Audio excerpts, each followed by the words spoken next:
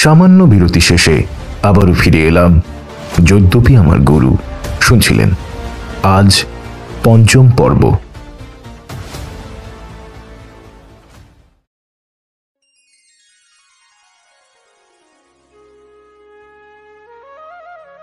তিনি লয়ের মানুষ, কথাবার্তা শুই না মনে হইল বেশ লেয়াপড়া জানি। জিগাইলাম, এইখানে আমগো বিশ্ববিদ্যালয়ে মাস্টারি করবার চাননি? উইলসন সাহেব কইলেন, আমি চাইলেই কি মাস্টারি করতে পারি? আমাকে চাকরি দেয় কে? আমি লগে লগে ভাইস চ্যান্সেলর মোয়াজ্জেম সাহেবের সঙ্গে দেখা কইরা কইলাম, here is an outstanding person, তাকে চাকরি দিলে university will be benefited. Moazzem সাহেব তার চাকরি দিতে রাজি হইলেন। আমি কইলাম, আপনি অহনই দরখাস্ত করেন।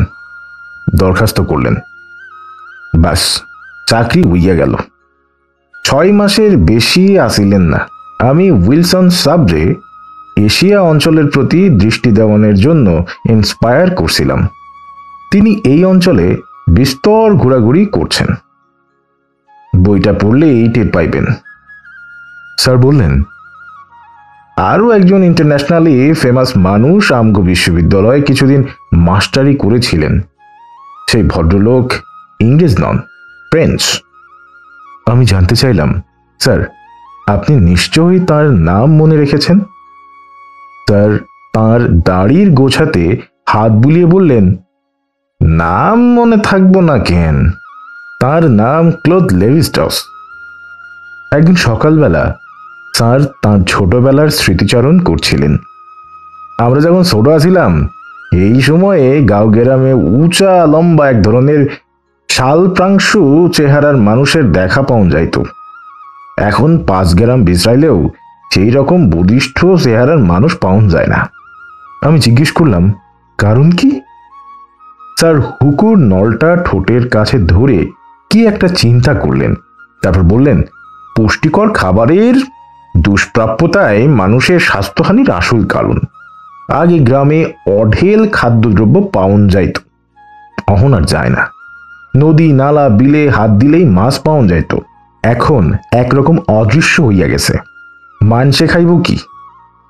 আগের নদীও কি এখন আছে? পূর্বের দিনে ঢাকা শহর থেইকা আমগো গ্রামে যাইতে হইলে 3 জায়গায় নদী পার অন লাগত। এইবার যাইয়া নদীর দেহাও পাইলাম না, বেবা খটখইটা শুকনা।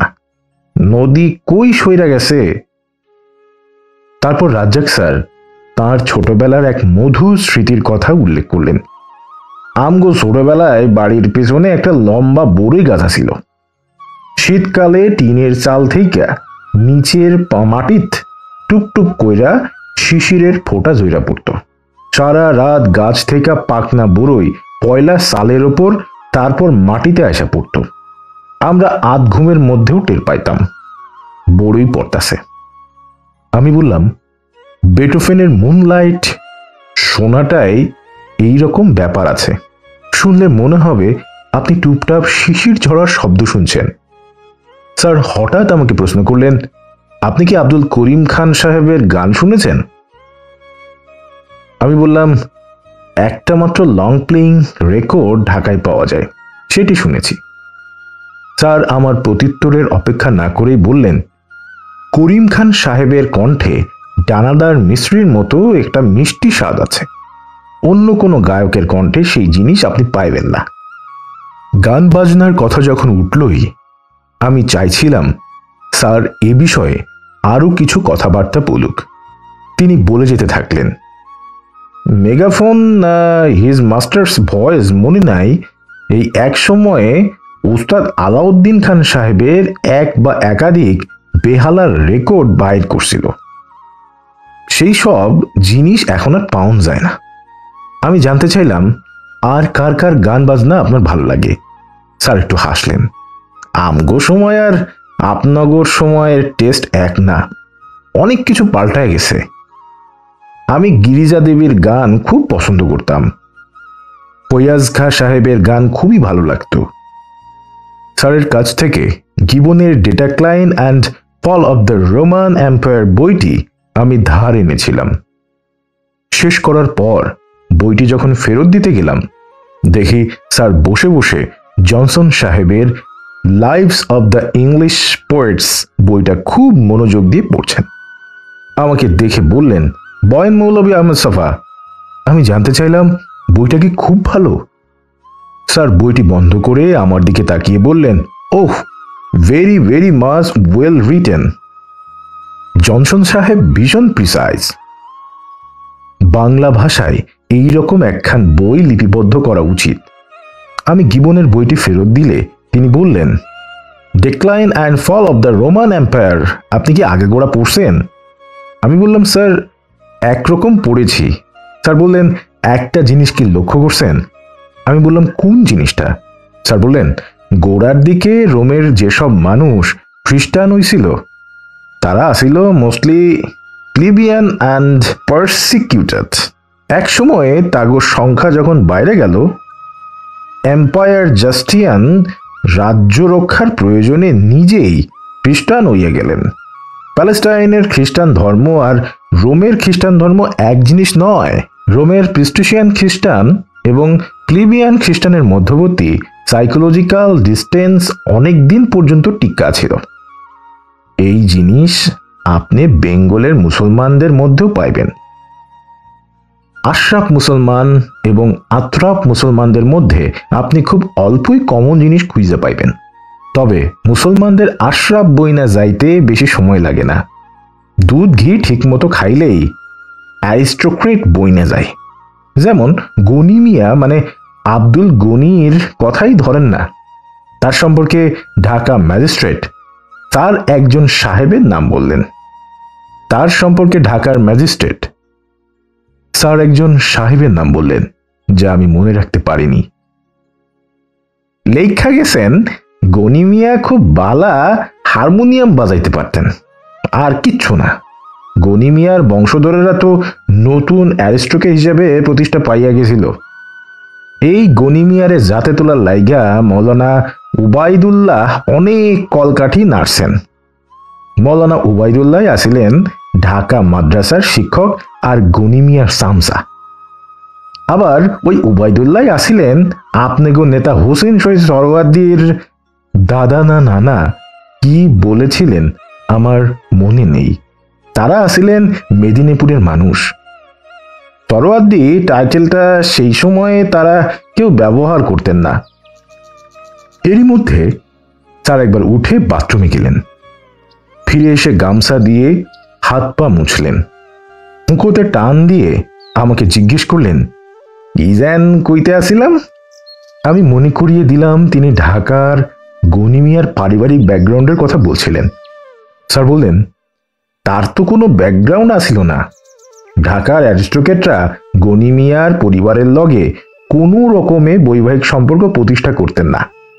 সলিমুল্লাহ মামলায় ঠেকাই এক সম্ভ্রান্ত পরিবারে বিয়া করছিলেন, কিন্তু সলিমুল্লাহরে বেগম সাহেবের বেডরুমে যাওয়ার সময় পারমিশন লইয়া যাওন লাগতো। যেন নিষিদ্ধ বিষয়ে মন্তব্য করে ফেলেছেন, সেজন্য তার চোখে মুখে একটা লজ্জার আভা দেখা গেল। আমি আলোচনাটাকে সঠিক খাতে প্রভাবিত করার জন্য বললাম, sir, Khondakar Fazle Rabbi the origin of the Bengali Musalmans নামে একটি বই লিখেছিলেন এবং সাম্প্রতিক কালে বইটির একটি নতুন সংস্করণ প্রকাশিত হয়েছে। স্যার বললেন, খন্দকার ফজলে রাব্বি ছিলেন মুর্শিদাবাদের নবাবগো দেওয়ান। ইকোনমিস্ট রেহমান সোহান আছেন না, তার নানা। তথ্যটা আমার জানা ছিল না। আমি স্যারকে সোজাসুজি প্রশ্ন করলাম, খন্দকার সাহেব লিখেছেন বেঙ্গলের মুসলমানদের বেশিরভাগই বহিরাগত মুসলমানদের বংশধর। এই কথা কি করে সত্য হতে পারে? দেখলাম এ বিষয়ে স্যারের আলোচনা করার বিশেষ আগ্রহ নেই।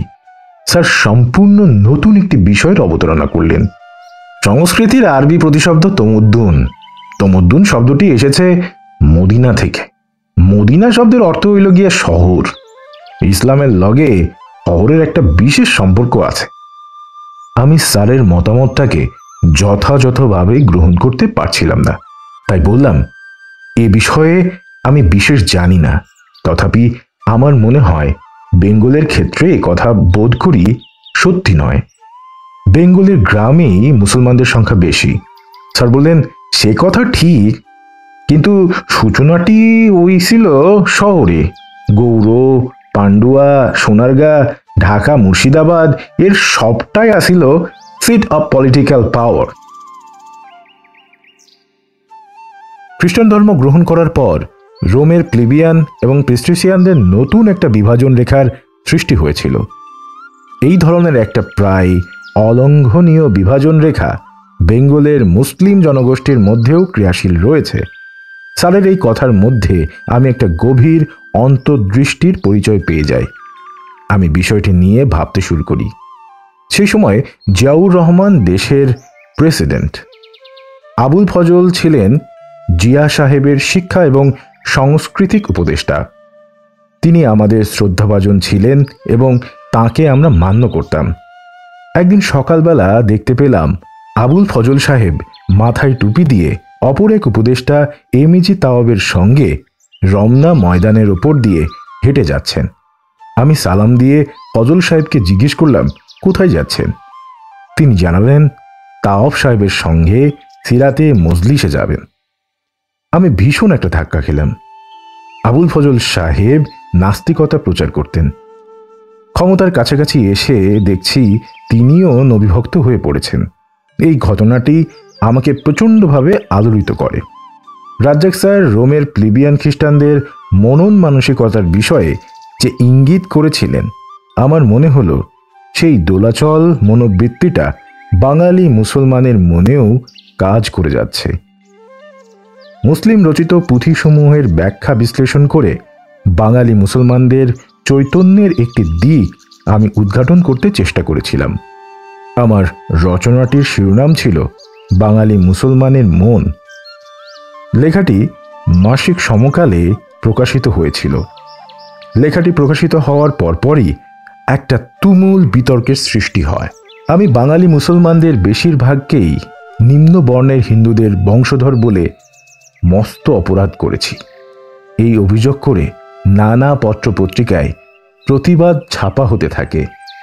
আমাদের দেশে এক শীর্ষস্থানীয় কবি ছদ্মনামে 3টি প্রবন্ধ আমাকে গালাগাল করে লেখেন। প্রাথমিক শিক্ষক সমিতির তৎকালীন সভাপতি, ঢাকা বিশ্ববিদ্যালয়ের সমাজ বিজ্ঞানের অধ্যাপক আবুল কালাম আজাদ সাপ্তাহিক ইত্তেহাদ পত্রিকায় আমার বিরুদ্ধে পুরো 6 মাস ধরে গালমন্দ করে নিবদ্ধ লিখতে থাকেন। পরে ওই প্রবন্ধগুলো পুস্তিকা আকারে প্রকাশ করে সর্বত্র বিলি করতে আরম্ভ করেন। শুক্রবারে জুম্মার নামাজের পর সমবেত মুসল্লিদের মধ্যে তাঁর পুঁথিটি বিনামূল্যে বিতরণ করে জনমতকে খেপিয়ে তোলার চেষ্টা করতে থাকেন। আজাদ সাহেব বিশ্ববিদ্যালয়ের শিক্ষকদের মধ্যেও তাঁর পুঁথিটি বিতরণ করেছিলেন। রাজ্জাক সাহেবের হাতেও একটা কপি এসেছিল। আমার লেখাটিও স্যারকে দিয়েছিলাম। আমার লেখাটি সম্পর্কে স্যারের মতামত জানার চেষ্টা করিনি। আমার ধারণা ছিল কোনো একটা সময় স্যার তাঁর নিজের মতামত আমাকে জানাবেন। সারা দেশে তুমুল বিতর্ক চলছে। বেশিরভাগ মানুষ আমাকে সমর্থন করছেন। যারা বিরোধিতা করছেন তাদের সংখ্যাও অল্প নয়। সবচেয়ে মুশকিলের ব্যাপার হলো এই লেখাটিকে উপলক্ষ করে যে কেউ একটা সামাজিক উত্তেজনা জাগিয়ে তুলতে পারে, আর সেরকম মানুষের সংখ্যা অল্প নয়। একদিন বাড়িতে যেয়ে রাজ্জাক স্যারকে জিজ্ঞেস করলাম, স্যার আপনি আবুল কালাম আজাদের পুস্তিকাটি কি পড়েছেন? স্যার বললেন, দেখছি, ওর মধ্যে পড়নের কিছু নাই, ব্যাবাকটাই নির্জলা গালাগালি। এর বেশি কিছু কওনের ক্ষমতা আবুল কালামের নাই। আমার নিজের লেখাটির উপর চোখ বুলাবার সুযোগ কি আপনার হয়েছে? স্যার বললেন, আপনার লেখাটাও পড়ছি। 1930 সালের দিকে প্রকাশিত শরৎচন্দ্রের বর্তমান হিন্দু মুসলমান সমস্যার উপর এত প্রভোকেটিভ রচনা আমি বাংলা ভাষায় আর পড়ি নাই। স্যারের মন্তব্য থেকে আমার রচনাটি তাঁর ভালো লেগেছে কি মন্দ লেগেছে কিছুই বুঝতে পারিনি।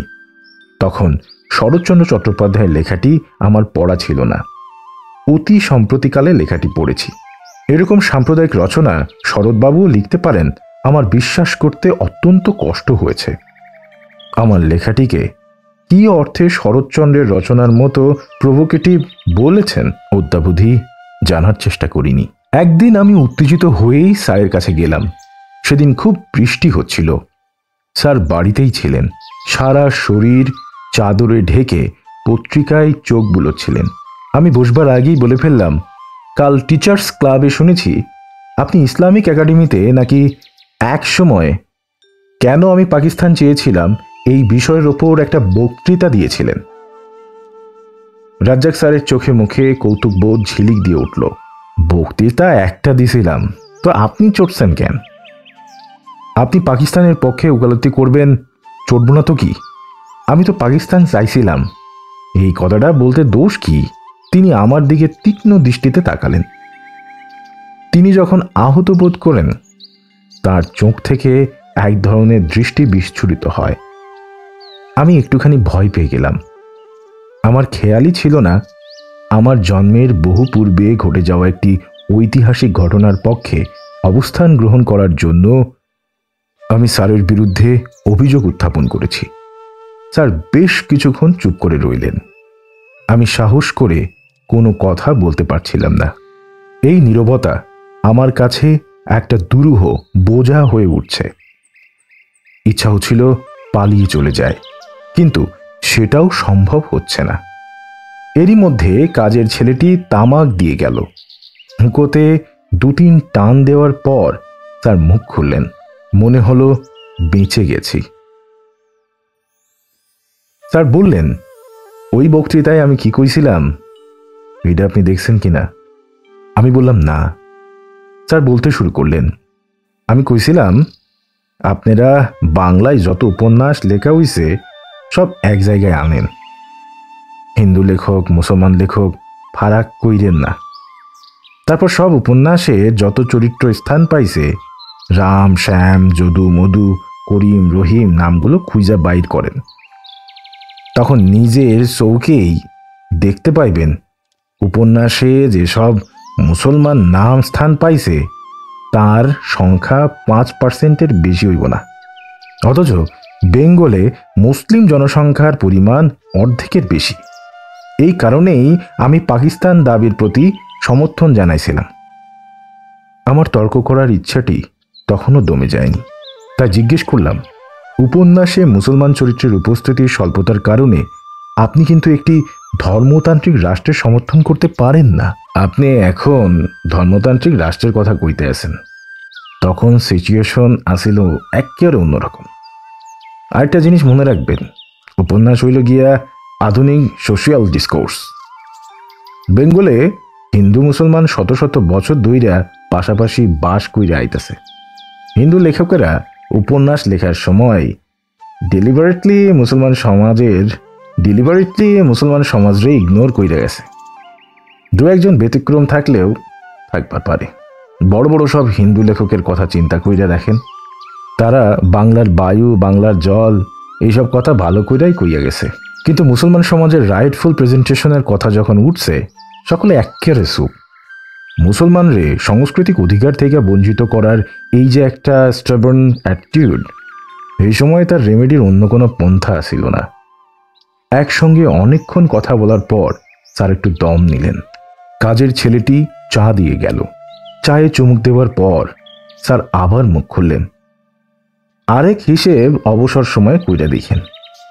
1947 থেকে 70 পর্যন্ত সময়ের মধ্যে আমাগো এই বিশ্ববিদ্যালয় থেকে লেখালেখির ক্ষেত্রে যতগুলান মানুষ বাইরে আইছে, 1921 থেকে শুরু কইরা 47 এই কোয়ার্টার সেঞ্চুরি হিসাব কইরা দেখেন মুসলমান সমাজের মধ্য থেকে সেরকম একজনও মুসলমান লেখক বাইর হইছে কিনা। 47-এর পরে যেসব মুসলমান লেখক বাইর হইছে আউটলুকের দিক দিয়া সকলের আউট অ্যান্ড আউট সেকুলার। পাশাপাশি পশ্চিম বাংলার আধুনিক লেখকদের মধ্যে দেখবেন সেকুলার লেখক অধিক পাইবেন না। তবে কথা উঠতে পারে আর্টিস্টিক এক্সপ্রেশন সম্পর্কে। আমি বললাম, হিন্দু সমাজে সেকুলার চিন্তাভাবনা তো অনেক দিন আগেই শুরু হয়েছে। স্যার বললেন, কথাটা ঠিক, আবার ঠিকও না। যেই জিনিসটারে আপনারা বেঙ্গল রেনেসা কইবা লাগছেন এইটা মানতে আমার ঘোরতর আপত্তি আছে। আপনারা রামমোহন রে রেনেসার মানুষ কইবেন, কিন্তু হে কামটা কি করছে? তার মতো এমন ধর্মপ্রচার আগেও ইন্ডিয়ায় অনেক মানুষ কইরে গেছেন।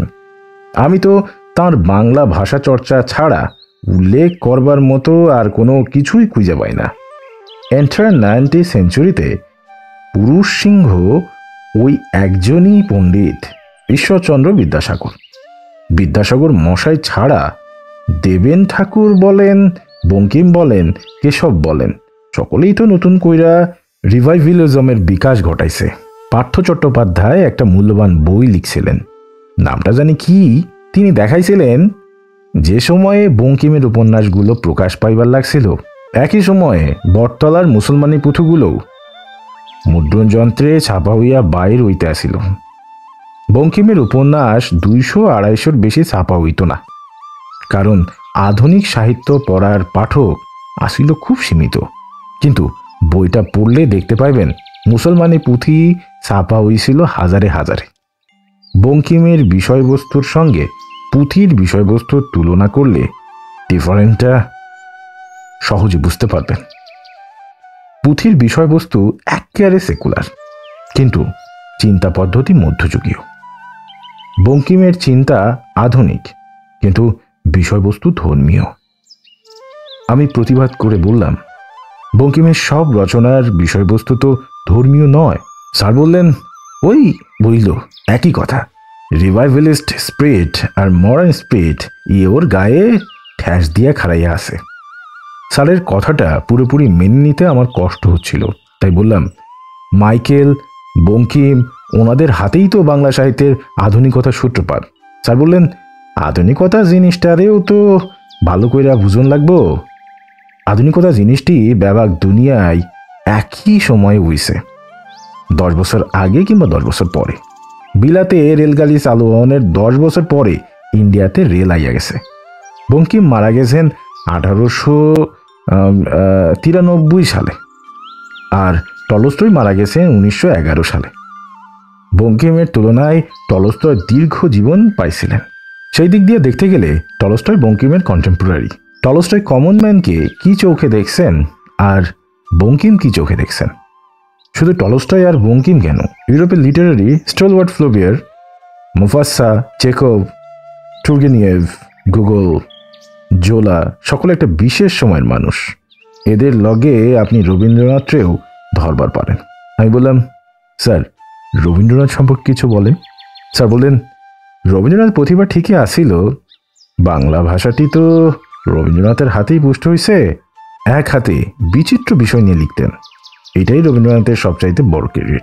আদার দেন লিটারারি ট্যালেন্ট, অন্যান্য বিষয়ে রবীন্দ্রনাথের যদি বিদ্যাসাগরের মতো মানুষের সঙ্গে তুলনা করেন, becomes no here near to them. স্যারের কথাটা শুনে আমার ভালো লাগলো না। আমি রবীন্দ্রনাথকে খুব বড় একজন মানুষ হিসেবে ভাবতে অভ্যস্ত হয়ে উঠেছি, তাই জিজ্ঞেস করলাম, রবীন্দ্রনাথ কি খুব বড় একজন মানুষ নন? স্যার বললেন, রবীন্দ্রনাথ বড় লেখক। মানুষ হিসেবে রবীন্দ্রনাথ বিদ্যাসাগর কিংবা তার মতো মানুষদের ধারে কাছেও আসতে পারেন না। বড় লেখক এবং বড় মানুষ এক নয়। বড় লেখকদের মধ্যে বড় মানুষের ছায়া থাকে। বড় মানুষরা আসলেই বড় মানুষ। লেখক কবিরা যা বলে সেরকম আচরণ না করলেও চলে। এর লাগা প্লেটো তার রিপাবলিক থেকে কবিগো নির্বাসনে পাঠাইবার কথা বলছিল। আমি বললাম, এই কথা কি রবীন্দ্রনাথের বেলায়ও প্রযোজ্য? স্যার বললেন, রবীন্দ্রনাথ ব্যতিক্রম হইল কেমনে? তিনিও তো এই ক্যাটাগরির মধ্যেই পড়েন।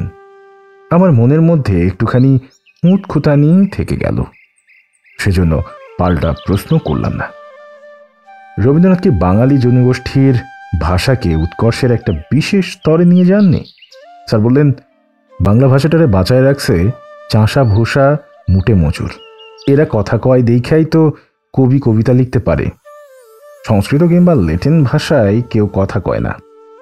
এর লাইগা অহন সংস্কৃত কিংবা ল্যাটিন ভাষায় সাহিত্য লেখা হয় না। স্যার তারপর রবীন্দ্রনাথের সামাজিক প্রবন্ধ নিয়ে তাঁর মতামত প্রকাশ করতে আরম্ভ করলেন। তিনি বলতে থাকলেন, রবীন্দ্রনাথ তার সামাজিক প্রবন্ধসমূহে যে সকল এম্পিরিক্যাল কথাবার্তা কইছেন সেগুলো খুব কাজের জিনিস হইছে। এই নিয়ে বেশি মানুষরে কথা কইতে দেখা যায় না। আমার ইচ্ছা ছিল যে সকল সামাজিক প্রবন্ধ রবীন্দ্রনাথের প্রবন্ধে স্থান পাইছে সেগুলোর একটা তালিকা করা। কিছুদিন পরেই দেখতে পেলাম রাজ্জাক স্যার রবীন্দ্রনাথের প্রবন্ধসমূহ খুঁটিয়ে খুঁটিয়ে পড়ছেন, বিশেষ বিশেষ জায়গায় লাল পেন্সিল দিয়ে চিহ্নিত করছেন, ছোট ছোট কাগজের টুকরো দিয়ে চিহ্নিত পৃষ্ঠাসমূহে নিশানা দিয়ে রাখছেন। আরও কিছুদিন পরে গিয়ে দেখলাম রবীন্দ্রনাথের প্রবন্ধের বই স্যারের টেবিল থেকে উধাও। বুঝতে বাকি রইল না স্যারের মহৎ সংকল্পগুলোর এভাবেই ইতি ঘটে থাকে। প্রথম দিকে রাজ্জাক স্যারের রবীন্দ্রনাথের গানের প্রতি বিশেষ অনুরাগ ছিল না। শেষের দিকে দেখলাম তিনি রবীন্দ্রনাথের কোনো কোনো গানের তারিফ করছেন, বিশেষ করে ধ্রুপদাঙ্গের গানগুলো। এই রচনায় চিত্রশিল্পী এস এম সুলতানের সঙ্গে রাজ্জাক স্যারের সম্পর্কের বিষয়টি আমি বিবৃত করতে চাই। আমার সঙ্গে আকস্মিকভাবে সুলতানের পরিচয় হয়। কি করে কোন পরিস্থিতিতে সুলতানের সঙ্গে আমার পরিচয় হলো সেই বিষয়ে এখানে বিশেষ বলার অবকাশ নেই। শুধু এইটুকু বলতে চাই, 1976 সালে শিল্পকলা একাডেমিতে সুলতানের আঁকা প্রায় 500 ছবির একটা প্রদর্শনী হয়। ওই প্রদর্শনীতেই প্রথম আমি সুলতানের আঁকা ছবি দেখি এবং অভিভূত হয়ে যায়। পত্রপত্রিকায় সুলতানের বেশভূষা, বৈচিত্র্যময় জীবন এবং গঞ্জিকা প্রীতি এইসব নিয়ে তার গল্প কাহিনী প্রচারিত হলেও চিত্রশিল্পের সঙ্গে সম্পৃক্ত ব্যক্তিরা সুলতানের আঁকা ছবির আকর্ষণ, উৎকর্ষ বা অপকর্ষ সম্বন্ধে কোনো কথা বলতে কেউ রাজি ছিলেন না। নানা মানুষের সঙ্গে কথা বলে একটা ধারণা আমার মনে বদ্ধমূল হয় যে ইংরেজিতে যাকে কনস্পিরেসি অফ সাইলেন্স বলা হয়, সুলতানকে ঘিরেও একটা নীরব ষড়যন্ত্র আর্ট এস্টাবলিশমেন্টের লোকেরা করে যাচ্ছিলেন। নীরব উপেক্ষার মধ্যে সুলতানের শিল্পকর্মকে সর্বসাধারণের সচেতন মনোযোগ থেকে আড়াল করে রাখাই ছিল এদের অভিপ্রায়। আমি যখন বুঝতে পারলাম শহরবাসী আর্ট এস্টাবলিশমেন্টের লোকেরা সুলতানের শিল্পকর্মের ব্যাপক পরিচিতি এবং মূল্যায়নের পথে একটা অদৃশ্য প্রতিবন্ধকতা তৈরি করেছে, তারপর আমি আমার কর্তব্য স্থির করলাম। যে করেই হোক সুলতানকে অবশ্যই জনসম্মুখে প্রকাশমান করে তুলতে হবে। কিন্তু মুশকিল হলো আমি নিজে কিন্তু চিত্রশিল্পী নই। চিত্রশিল্পের ব্যাপারে আমার মতামতের কোনো মূল্য নেই। তাই আমি চাইছিলাম সমাজের মান্যতা অর্জন করেছেন এমন কোনো ব্যক্তি যদি সুলতানকে তুলে ধরতে এগিয়ে আসেন, আমার কাজটা অনেক সহজ হয়ে যায়। অনেকের কাছেই গেলাম, কেউ কেউ আগ্রহ প্রকাশ করলেন, কেউ কেউ শীতলতা। যা হোক, রাজ্জাক স্যারের কাছে গিয়ে সুলতানের ছবি সম্পর্কে অনেক ভালো ভালো কথা বললাম। দেখলাম চিড়ে ভেজার কোনো সম্ভাবনা নেই। স্যার তখনও শিল্পী বলতে বোঝেন ওই একমাত্র জয়নুল আবেদিন। চিত্রকলার অনেক লোকের সঙ্গে স্যারের ওঠা বসা, যাওয়া আসা আছে, কিন্তু প্রাণের ভেতর থেকে জয়নুল আবেদিন ছাড়া অন্য কাউকে স্বীকৃতি দিতে চান না। আমি একটুখানি দমে গেলাম। এই এতদিনে রাজ্জাক স্যারকে অত্যন্ত সংবেদনশীল চরিত্রের মানুষ বলে জেনে গিয়েছিলাম। তার কাছ থেকে ইতিবাচক সাড়া যখন পাওয়া গেল না, সুলতানকে নিয়ে কি করব স্থির করতে পারছিলাম না। কিন্তু আমার স্থির ধারণা সুলতান একজন বিশ্বমাপের শিল্পী। সকলে তাকে স্বীকার করে নিতে কুণ্ঠা প্রদর্শন করছেন, কারণ তারা একজন আগন্তুককে শ্রেষ্ঠত্বের আসনখানি ছেড়ে দিতে নারাজ। আমি মনে মনে এভাবে গোটা ব্যাপারটা চিন্তা করলাম। সুলতানের মতো আমিও গ্রাম থেকে এসেছি। আজকে শহরের লোকেরা সুলতানকে যে উপেক্ষা এবং অবহেলা প্রদর্শন করছে, এই জিনিস একদিন আমার বেলায়ও ঘটতে পারে। সুলতানকে যদি ওই নীরব ষড়যন্ত্রের জাল থেকে বের করে না আনতে পারি, একদিন আমাকেও সুলতানের ভাগ্য মেনে নিতে হবে। আর্ট ইনস্টিটিউটের শিক্ষিকা শামীম শিকদার আমার বন্ধু ছিল। সে ছিল তখন ছাত্রী। শামীম এবং তার বন্ধুবান্ধবেরা আমার ইন্টারন্যাশনাল হোটেলের কক্ষটিতে অনেকটা তাদের স্টুডিও হিসেবে ব্যবহার করত। এই ছাত্রছাত্রীদের সঙ্গে মেলামেশা করতে গিয়ে আমি নিজেও অল্প বিস্তর ছবি আঁকার কলাকৌশল রপ্ত করলাম। খুব গভীরভাবে শিল্পকলা সম্বন্ধে পড়াশোনা করতে আরম্ভ করলাম। অনেকদিন পড়াশোনা করার পর আমার একটা প্রত্যয় জন্মালো যে সুলতানের সম্পর্কে কিছু সাহসী বক্তব্য প্রকাশ করার যোগ্যতা আমার জন্মেছে। আমি সুলতানের চিত্রকর্মের ওপর বাংলার চিত্র ঐতিহ্য এবং সুলতানের সাধনা শিরোনামে 50 পৃষ্ঠার একটি দীর্ঘ প্রবন্ধ লিখে মূলভূমি নামাঙ্কিত একটি সাময়িকীতে প্রকাশ করলাম। তারপর প্রবন্ধটা আলাদা একটি পুস্তিকা হিসেবে প্রকাশ করি এবং সাহিত্য শিল্পের অনুরাগী মানুষদের একটি করে পুস্তিকা কখনো নিজের হাতে অথবা লোক মারফত কিংবা ডাকযোগে পাঠিয়ে দিতে থাকি। একটা পুস্তিকা নিয়ে একদিন রাজ্জাক স্যারের বাড়িতে হাজির হলাম।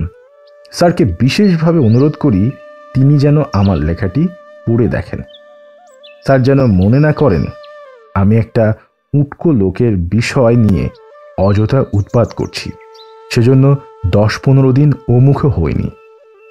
এক সকালবেলা ঘুমিয়ে ঘুমিয়ে শুনলাম কে একজন দরজায় টোকা দিচ্ছে। চোখে মুখে ঘুম নিয়েই আমি জিজ্ঞেস করলাম, কে? জবাব পেলাম, আমি আব্দুর রাজ্জাক। বজলুর ক্যান্টিনে যে ছেলেটা সকালে নাস্তা খাওয়ার জন্য ঘুম থেকে জাগিয়ে দিত তার নামও আব্দুর রাজ্জাক। আমি ভাবলাম ক্যান্টিন বয় আব্দুর রাজ্জাক আমাকে নাস্তা খাওয়ার জন্য ডাকতে এসেছে। আমি ঘুমের ঘরেই বলে বসলাম, রাজ্জাক মিয়া এখন যাও, পরে গিয়ে নাস্তা খাবো। ওপার থেকে জবাব পাওয়া গেল, পরে আইলে নাস্তা নাও পাইতে পারেন। রাজ্জাকের বাড়ি বরিশাল।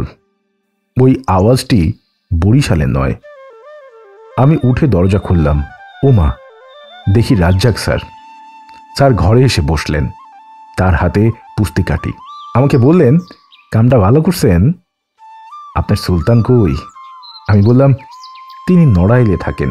স্যার বললেন, ঢাকা আইব না? বললাম, 2-4 দিনের মধ্যে আসার কথা আছে। স্যার বললেন, আইলে একবার দেখা করাইয়া দিয়েন। সুলতানের প্রসঙ্গ শেষ করার আগে আরও 2টি মজার গল্প আমাকে বলতে হবে। আমি একটা প্রেস করছিলাম। সেই প্রেস থেকে একটি সাপ্তাহিক পত্রিকা প্রকাশ করতাম। 32 নম্বর তোপখানা রোডে ছিল অফিস। তখন আমি মিরপুরে থাকতাম। একদিন স্যারকে বাড়িতে যেয়ে অনুরোধ করেছিলাম তিনি যেন আমার প্রেসে এসে একবার পায়ের ধুলো দিয়ে যান।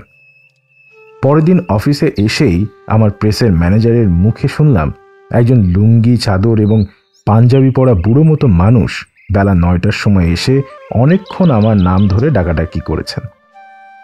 স্যার যে পরদিনই প্রেসে চলে আসবেন ভাবতে পারিনি। আমি ম্যানেজারকে জিজ্ঞেস করলাম, আপনি অফিস খুলে বসতে দেননি কেন? ম্যানেজার আমাকে জানালেন, আমি মনে করেছিলাম প্রেসের মেশিনম্যান কিংবা কম্পোজিটরের চাকরি চাইতে লোকটা এসেছিল। আমাদের কোনো মানুষের প্রয়োজন নেই, তাই বলে দিয়েছি আমাদের এখানে কোনো মানুষের দরকার নেই।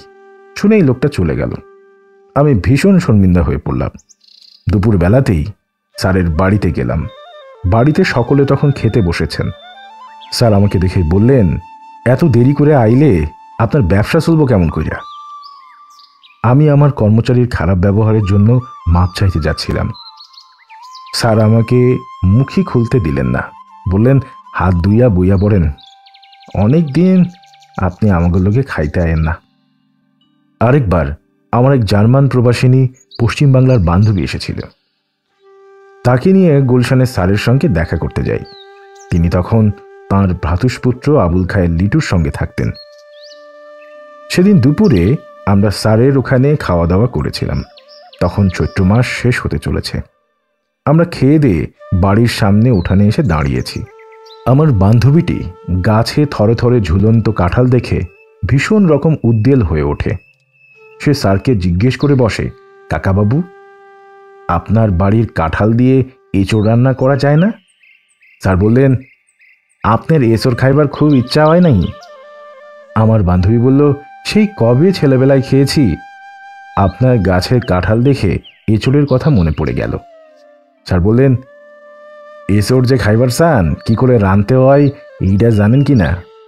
আমার বান্ধবী মুখ কালো করে বললেন, না কাকা বাবু, এঁচোড় কি করে রাঁধতে হয় শিখিনি। স্যার আমাকে বললেন, মৌলবী আমসাফা, এক কাম করেন, আপনি কই থাকেন ঠিকানা লেখা থুয়ে যান, কাল দুপুরে এঁচোড় রাইন্দা পাঠায় দিমুনি। আমি ঠিকানা লিখে চলে এলাম। পরের দিন আমার বান্ধবীকে কাঁচপুর ব্রিজের কাছে নদী দেখাতে নিয়ে গিয়েছিলাম। সেখান থেকে ফিরতে ফিরতে বেলা হয়ে গেল। ঘরে এসে যখন গোসল করে বসলাম, আমার কাজের ছেলে ইদ্রিসের কাছে কাহিনীটা শোনা গেল। ইদ্রিস বলল, একটা বুইড়া মানুষ এই টিফিন ক্যারিয়ারটা রাইখা গেছে। তখনই মনে পড়ে গেল রাজ্জাক স্যার বলেছিলেন তিনি এঁচোড় রান্না করে দুপুরবেলা পাঠিয়ে দেবেন। আমি ইদ্রিসকে জিজ্ঞেস করলাম, তুমি ভদ্রলোককে খাতির করে ঘরে ডেকে বসিয়েছিলে কিনা? ইদ্রিস জবাব দিল, মানুষটার গায়ে একটা ফাটাছিরা পাঞ্জাবি আর ময়লা লুঙ্গি আর ঢাকাইয়া কথা কয়। কই থেকে আইসে যখন জিগাইলাম, কয় সাহেব টিফিন ক্যারিয়ার দেখলেই বুঝতে পারবো না। আমিও ডাকি নাই, এবারেও বসবার চাই নাই। এখন সুলতানের কথায় আসি। মাসখানেক পরে সুলতান এলেন নড়াইল থেকে। আমি ওনাকে নিয়ে স্যারের বাড়িতে গেলাম। সুলতানের একটা বৈশিষ্ট্য আমি গোড়া থেকেই লক্ষ্য করে এসেছি, যাদের সঙ্গেই তার পরিচয় হয় সকলে তাঁর প্রতি আকৃষ্ট হয়ে পড়েন। স্যারের বেলায়ও তার ব্যত্যয় হল না। স্যার একা নন, তার পরিবারের সকলেই সুলতানের প্রতি মমতা সম্পন্ন হয়ে উঠেছেন। স্যারের ভ্রাতুষ্বধূ, দুই ভ্রাতুষ্পুত্রী, মায়, অতি শিশু নাতনিটি পর্যন্ত সুলতানের অনুরাগী হয়ে উঠেছে। এত মিষ্টি করে এমন সুন্দর কথা সুলতানের মতো আর কাউকে বলতে দেখিনি। সেদিনই বিকেলবেলা সুলতান তার জব্বা জাব্বা, নিজের হাতে বানানো বাঁশির বোঝা, গাঞ্জার কলকি এবং অন্যবিধ সাজ সরঞ্জাম নিয়ে স্যারের বাড়ির নিচতলায় এসে আস্তানা পাতলেন। তারপর থেকে যখনই স্যারের বাড়িতে যাই দেখি আমার সঙ্গে সুলতানের কথা বলার সময় হয় না। কখনো দেখি স্যারের মুখোমুখি বসে গভীরভাবে আলাপ করছেন এবং মাথা দোলাচ্ছেন, অথবা বাড়ির মেয়েদের সঙ্গে প্রবাস জীবনের গল্প করছেন। স্যারের শ্যামলা নাতনি লিটুর ছেলে, যার চোখ দুটি খুব বড় বড় এবং যে বড় সড়ো খাঁচায় দুটো রাজঘুঘুর বাচ্চা পোষে, তার সঙ্গেও দেখি সুলতানের গলায় গলায় ভাব। প্রতিদিনই দেখি সুলতান স্যারকে নিয়ে নানা জায়গায় যাচ্ছেন। আমার খুব ঈর্ষা হচ্ছিল।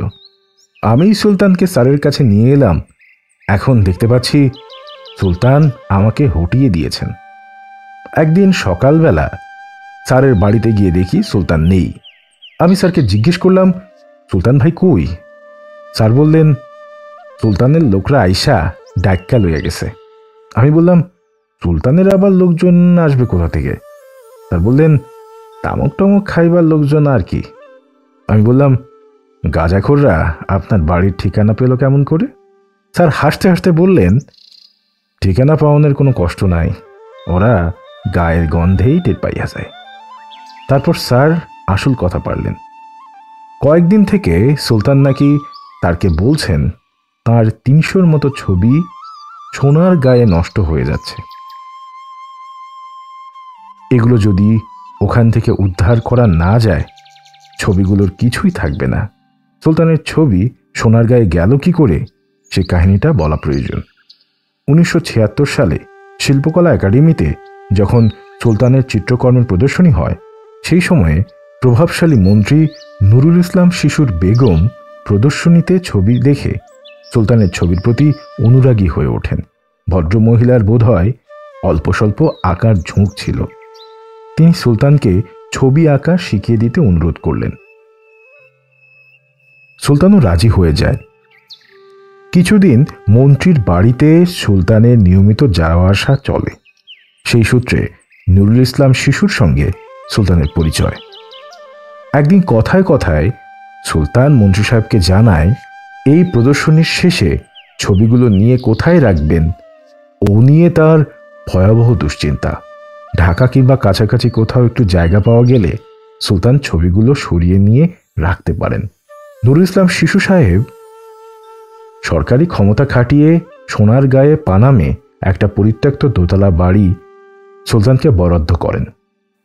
সুলতান শিল্পকলা একাডেমি থেকে ছবিগুলো সেই বাড়িতে নিয়ে যান এবং তার বিশ্বস্ত চেলা বাটুলকে নিয়ে সে বাড়িতে বাস করতে আরম্ভ করেন। এই জায়গাটি সুলতানের মনে ধরেছিল। তার পেছনে বোধ করি একটাই কারণ, এই বাড়ির ৫-৭ বাড়ির পরে জয়নুল আবেদিন লোকশিল্প জাদুঘর স্থাপন করেছিলেন। হয়তো সুলতানও ওরকম কিছু একটা স্বপ্ন দেখেছিলেন। মাসখানেক থাকার পর অনুভব করলেন এই দরজা জানালাহীন পিশাচের মতো দাঁত বের করা লাল ইটের জীর্ণ বাড়িতে সুলতানের পক্ষে বাস করা সম্ভব নয়। তিনি বাটুলকে এই বাড়িতে রেখে নড়াইল চলে গেলেন। ছবিগুলো বৃষ্টিতে ভিজতে থাকে, রোদে পুড়তে থাকে। কিছুদিন বাটুল এবং তার মাকে খাওয়া পড়ার পয়সা জুগিয়েছিলেন। বাটুল আদি পেশায় ছিল নরসুন্দর। সুলতানের আকর্ষণে জাত পেশা ছেড়েছিল এবং বাটুলের জননী ছিল সুলতানের শিষ্যদের একজন। অনেকেই হয়তো জানেন না, সুলতান ছিলেন নড়াইলে নমশূদ্র সম্প্রদায়ের কাছে একজন দেবতার মতো মানুষ। তার গোসাই জ্ঞানেই তাকে শ্রদ্ধা করত। তার শিষ্য শিষ্যার সংখ্যাও ছিল অনেক। সুলতান বাটুলকে সোনারগাঁয়ের বাড়িতে রক্ষণাবেক্ষণের দায়িত্ব দিয়ে সেই যে চলে এসেছেন, সেই বাড়িতে আরেকবার মাত্র পদার্পণ করেছিলেন। জীবন ধারণের জন্য বাটুল সে বাড়ির কাছাকাছি একটা সেলুন খুলে বসে। নড়াইল থেকে মা, বউ এবং বাচ্চাদের নিয়ে ওই বাড়িতে বাস করতে আরম্ভ করে। কিছুদিন পর বাটুলের মা ওই বাড়িতে মারা যায়। আমিনুল ইসলাম নামে এক ব্যক্তি বাটুলকে সপরিবারে জোর করে তাড়িয়ে দিয়ে বাড়ি দখল করে বসে এবং এটা ব্যক্তিগত সম্পত্তি লিখে একটা সাইনবোর্ড ঝুলিয়ে দেয়। বাটুল অন্য একটা বাসা ভাড়া করে বাস করতে আরম্ভ করে। সে সময়ে আশা পোষণ করত এক সময় সুলতান সে বাড়িতে গিয়ে বসবাস করবেন।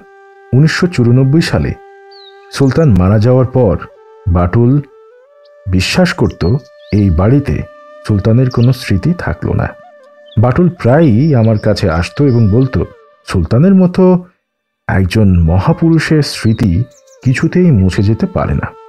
সোনারগাঁয়ে সুলতানের স্মৃতিরক্ষার জন্য কিছু একটা ব্যবস্থা হবেই।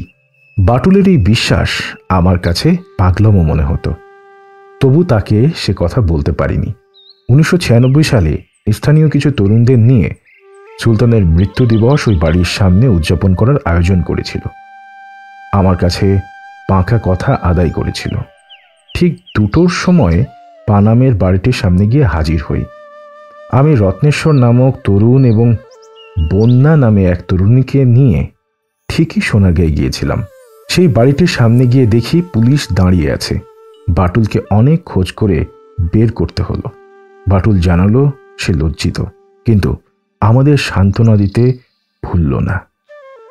স্যার, কিছু মনে করবেন না, ফাঁকিঝুঁকি আর কতদিন চলবে? কতদিন আর দেবতার জায়গা দখল করে রাখতে পারবে? দেখবেন এই বাড়িতেই শিল্পী সুলতানের শিল্প মন্দির তৈরি হবে। এই সোনারগাঁতেই একদিন শিল্পী সুলতানের নামে ডঙ্কা বাজবে। এরই মধ্যে বাটুল আমার কাছে আরও ৫-৭ বার আসা যাওয়া করেছে।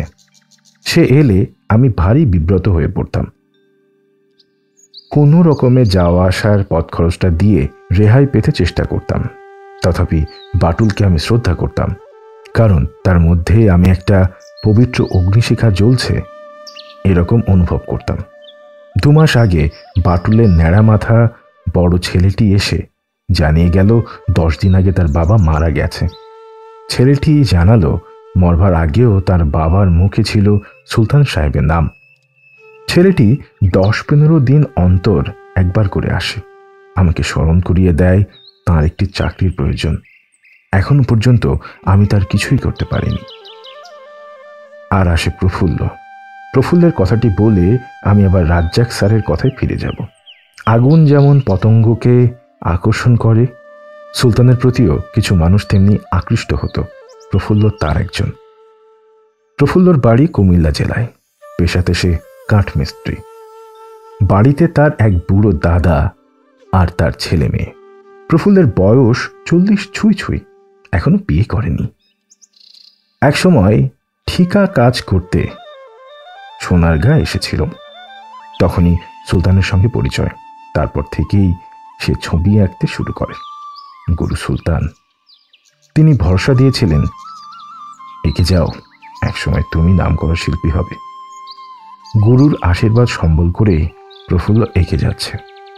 রং নেই, তুলি নেই, কিচ্ছু নেই, তথাপি প্রফুল্লের বিরাম নেই। দূর থেকে দেখলে প্রফুল্লের ছবিগুলোকে সুলতানের ছবি বলে ভ্রম হয়। কাছে এলে অবশ্য টের পাওয়া যায়। প্রফুল্লের যদি আরেকটু বিদ্যা থাকতো, সে যদি আরেকটু সচ্ছল হতো। সুলতানকে কেন আমি অসাধারণ একজন মানুষ মনে করতাম, এতদিনে তার একটা কারণ আবিষ্কার করতে সক্ষম হয়েছি। সুলতান প্রফুল্লের মতো একজন মাঝবয়সী অশিক্ষিত মানুষের মনেও শিল্পী হওয়ার বীজ বুনে দিতে পেরেছিলেন, এমন তো আর কাউকে দেখিনি। এ লেখা যখন লিখছি তার 1 সপ্তাহ আগে প্রফুল্ল এসেছিল। জামার পকেট থেকে দোমড়ানো মোচড়ানো একটা পেপার কাটিং বের করে দিয়ে বলল, স্যার পড়ে দেখুন। আমি বললাম, তুমি পড়ে শোনাও। সে পড়ে শোনালো। ভ্যান গগ এর একটি ছবি নিলামে বিক্রি হয়েছে। আমাদের টাকায় দাম উঠেছে 58 কোটি টাকা। প্রফুল্ল বলল, স্যার 58 কোটি অনেক টাকা। তার একটা দীর্ঘশ্বাস পড়ল। অথচ লোকটা না খেতে পেয়ে আত্মহত্যা করেছে। রাজ্য স্যারের কথা বলতে গিয়ে সুলতানের কথা বলতে হচ্ছে। সুলতানের কথায় বাটুল এবং প্রফুল্লের কথা ঢুকে পড়েছে। এগুলো অপ্রাসঙ্গিক, তবু বললাম, হয়তো সুলতানের ওপর আবার লেখার সুযোগ আমার হবে না। যা হোক, মূল বিষয় ফিরে আসি। রাজ্জাক স্যার বললেন, সুলতানের ছবিগুলা নিয়ে আইবার কথা কইবার লাগছে 3-4 দিন থেকে। হাসাই তো, এইভাবে পড়িয়া থাকলে ছবি তো কিছু থাকতো না। আমি হুদা সাহেবরে কইয়া একখানা ট্রাকের ব্যবস্থা করছি। কাল আপনার হাতে যদি সময় থাকে একটু গেলে ভালো হয়। সুলতান সাহেব আপন ভোলা মানুষ, কখন তো যায় না, কখন কি কইরা বসে। সরকারি গাড়ি 5টার আগে ইডেন বিল্ডিং এর গ্যারেজে দিয়ে আইতে হইব, নইলে হুদা সাহেবকে বিব্রত বোধ করতে হইব। হুদা সাহেবের একটু পরিচয় দেওয়া প্রয়োজন। হুদা সাহেব মানে মির্জা নুরুল হুদা। একসময় তিনি পূর্ব পাকিস্তানের গভর্নর হয়েছিলেন। তারপরে টিয়ার সময়ে বাংলাদেশের মন্ত্রী হয়েছিলেন। তিনি রাজ্জাক সাহেবের ছাত্র এবং অর্থনীতি বিভাগের শিক্ষকও ছিলেন। আমি রাজি হয়ে গেলাম, বললাম যাব। তার পরের দিন ট্রাক নিয়ে সোনারগাঁয়ে চলে গেলাম। সুলতান সাহেবের নামে বরাদ্দ করা বাড়িটা দেখলাম।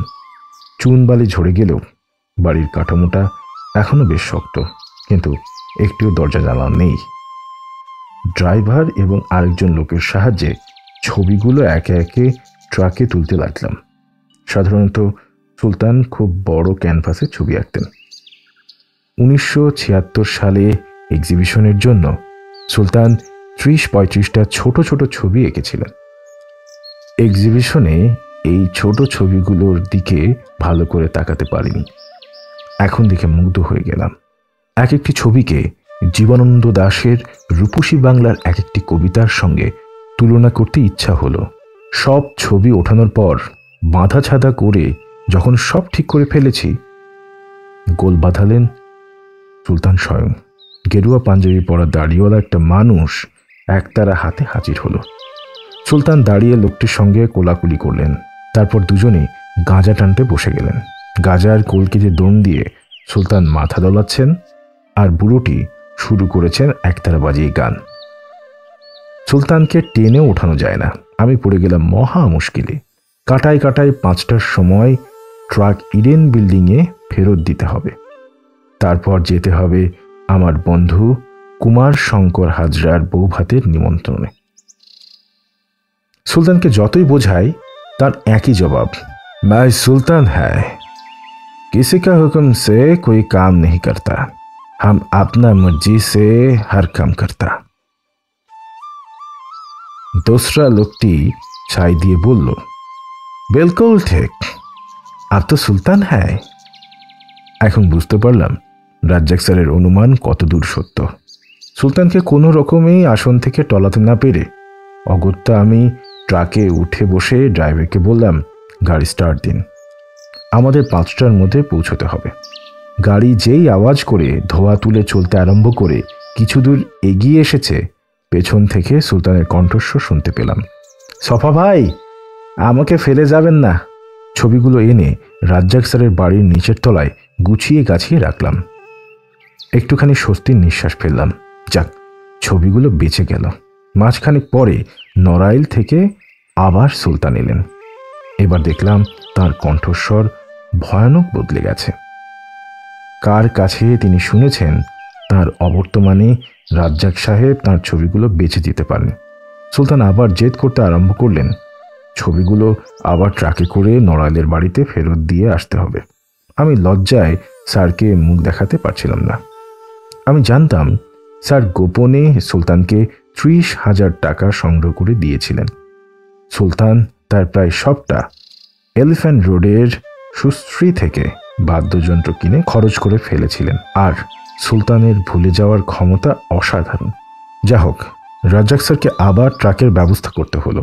2,500 কি 3,000 টাকা ভাড়া ছাড়া কেউ নড়াইল যেতে রাজি ছিল না। ছবি তো সুলতান সাহেব নড়াইল নিয়ে গেলেন, ছবিগুলোর ভাগ্যে কি ঘটল সেটাও একটু বলা প্রয়োজন। একবার একটা